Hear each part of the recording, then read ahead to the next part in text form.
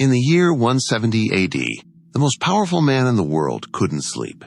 Marcus Aurelius, emperor of Rome, commander of legions, ruler of 60 million people, spent his nights in a war tent on the frontier, wide awake, his mind spinning through the same fears over and over.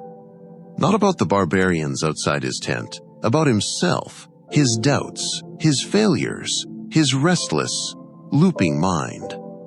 A man who commanded more military and political power than almost anyone alive at the time, lying awake, replaying a conversation from 3 days earlier, unable to make it stop.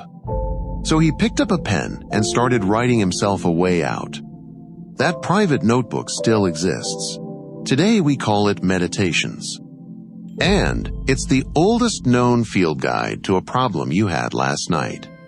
I'm your neurohistorian, and today we're stepping into the vault.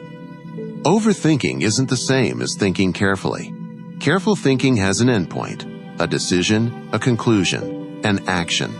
Overthinking loops. It circles the same 3 or 4 thoughts, over and over, without ever arriving anywhere new. You can spend 45 minutes thinking about a single email and end up exactly where you started, just more exhausted. Marcus knew this loop intimately. Scattered through Meditations are lines that read less like imperial wisdom and more like a man arguing with his own 3 a.m. brain. Reminders to stop replaying insults. Stop rehearsing outcomes that hadn't happened yet. Stop treating every worry as if it deserved another lap around his mind. He wrote to himself about wasting time imagining what other people thought of him, about rehearsing arguments he'd already had, about turning single moments over and over until they'd been examined from every possible angle and had still yielded nothing new. He wasn't writing timeless philosophy for an audience. He was writing notes to survive his own mind. We just happened to find them centuries later, preserved by accident, in a form nobody, least of all Marcus, ever expected the world to read. To understand why his brain, and yours, does this, you have to go back further than Rome, about 200,000 years, to a brain built for a world with immediate physical threats. Think of it as your brain's smoke detector, the amygdala, wired to keep scanning until a threat is fully resolved. In the environment it evolved for, this was an efficient, life-saving system. A predator appears, the alarm fires, you respond, the threat resolves one way or another within minutes, and the alarm resets. Clean loop, clear ending. That threat review system still runs today, and it can't tell the difference between a predator in the grass and an argument you lost. To your nervous system, both register as unresolved threat. Keep monitoring, so the mind loops, searching for a lesson that will finally make the alarm stop. The problem is that an argument, an email, a social slight, doesn't resolve the way a physical threat does. There's no clear moment where the danger visibly passes, so the alarm has nothing to reset against. It just keeps running the same search, night after night, looking for an ending that was never going to arrive that way. Marcus lived in a world that still had actual predators, actual wars, actual plagues. And even then, he understood that most of his suffering wasn't coming from Rome's frontier.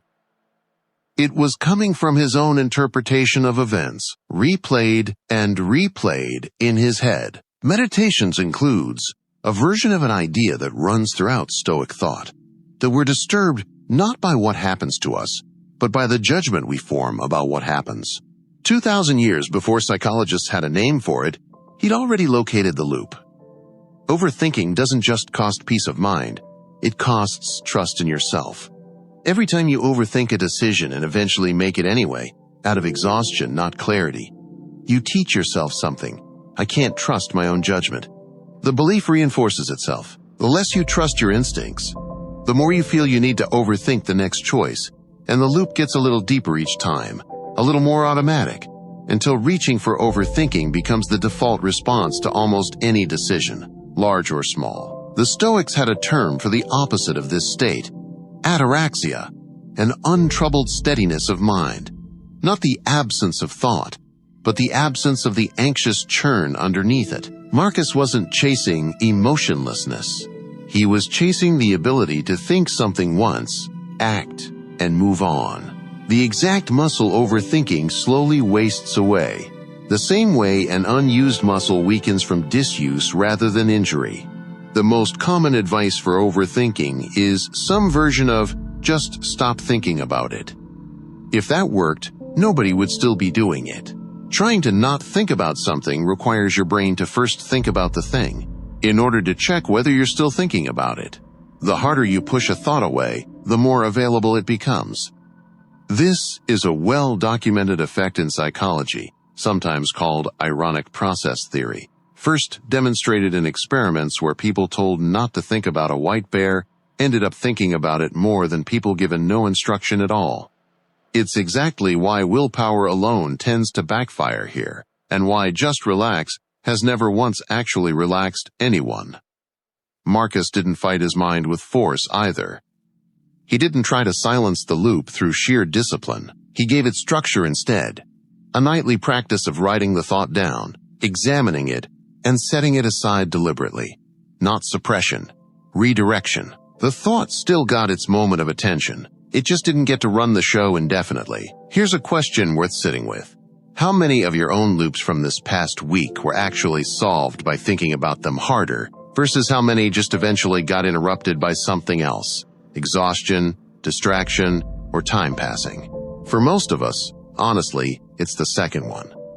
Which means the loop was never really doing the job it felt like it was doing. Here's the part that actually matters, though. Strip away the togas and the Latin, and Marcus's private notebook lines up almost exactly with what modern research finds actually interrupts rumination. And none of it requires an empire, only a practice, repeated consistently enough to become automatic. First, externalize it.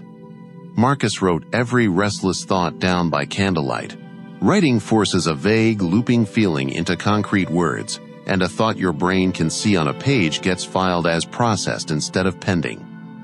There's something almost mechanical about this. The loop exists partly because the thought feels unfinished, still open, still needing attention. Putting it into fixed words on a page gives your brain a place to file it as complete, even if the underlying situation isn't fully resolved yet. Second, give uncertainty a boundary. Marcus often reminded himself that a thing is only as heavy as the meaning you assign it, and that meaning can be set down deliberately, on purpose, rather than carried indefinitely. A modern version of this, give yourself an actual deadline. 10 more minutes on this, then I close it, resolved or not. The boundary itself is often more useful than the resolution, because it gives your alarm system a fixed endpoint to aim for, the same clean, spike then release shape it was originally built around. Third, return to the task in front of you. One of Marcus's most repeated instructions to himself was simple. Do the next right action. In front of you. Well, not the next 10. Just this one. Full attention on one concrete task pulls the mind out of the loop, because a loop needs spare bandwidth to run, and full attention doesn't leave any spare bandwidth behind. This is part of why physical, absorbing tasks, cooking, walking, cleaning, often quiet a loop faster than trying to think your way out of it directly. Fourth, ask a different question. Overthinking asks, why did this happen? Or what does this say about me? Unanswerable questions that loop by design, with no finish line built in, because there's no version of the answer specific enough to satisfy the question. Marcus's journal is full of the other kind of question instead. What is mine to control here? What's the next right step? Action-oriented questions give the mind somewhere to actually land, instead of somewhere to circle indefinitely. Here's what's easy to miss about Marcus Aurelius. He wasn't a naturally calm man who happened to write wise things. He was an anxious, self-doubting man who built a practice to manage a mind that looped just like yours does, using nothing but a notebook, a candle, and a discipline he repeated for decades, most nights, without ever fully winning for good. Read closely enough, and Meditations isn't the record of a man who solved his own anxiety once and moved on. It's the record of someone returning to the same handful of tools, night after night, for the rest of his life, because that's simply what managing a looping mind actually looks like. He never fixed his mind permanently. He just got better, night after night, at noticing the loop and interrupting it before it consumed him. That's not a mystical achievement, and it wasn't reserved for an emperor with an empire's resources behind him. It's a skill. One you can build the same way, with less parchment and slightly better lighting, and considerably less on the line each night than the fate of Rome. You are not failing at calm because you overthink. You're simply running a loop that's never been given anywhere better to go, and that's a fixable, practiced thing, not a permanent trait carved into who you are. The emperor who ruled the known world needed a nightly practice to manage his own mind. You needing one too isn't a weakness. It's just what having this kind of brain actually requires, and always has. He didn't win by silencing his mind. He won by giving it somewhere better to go. But here's what almost nobody knows. Marcus wasn't the only Roman riding himself through the exact same loop.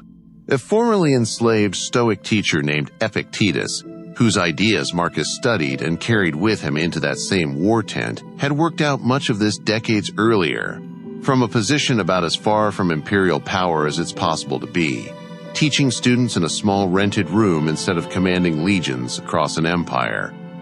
What a former slave and an emperor discovered they had in common from opposite ends of Roman society with nothing in common except the same looping human mind changes how you should think about who this practice actually belongs to, and who it was ever really built for. That's next time. If this changed how you think about your own 3 a.m. spirals, tell me in the comments. Which of the 4 techniques are you trying first? Hit like so more people find their way into the vault. And subscribe so you don't miss what an emperor and an enslaved teacher had in common. Your brain remembers civilizations you never lived in. I'm your neurohistorian. Thank you for stepping into the vault with me today.